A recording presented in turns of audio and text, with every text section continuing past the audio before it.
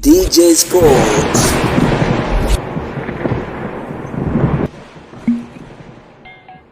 Bwana, tuende tukatazame michuano ya African ambapo tunafahamu ya kwamba leo hii zipo mbungi nyingi kweli kweli ambazo zinazoendelea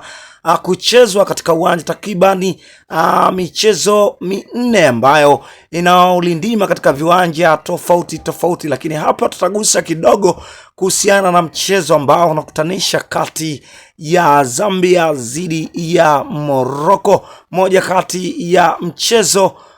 wa kibabe kweli kweli, ambapo tumeweza kuona maandalizi yakiwa yako vizuri kweli kweli behind the pitch, ambapo tumeweza kuona kwamba makocha wote wakiwa wameandaa vyema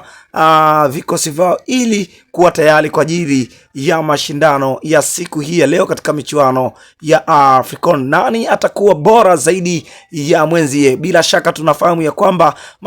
michuano hiyo inachezeka nchini Morocco, lakini katika mchezo huu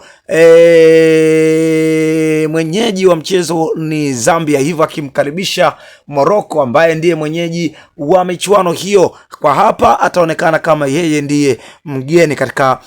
mchezo wa siku hii ya leo, hivyo dakika 90 zitakwenda kutuambia nini kitachokwenda kujili katika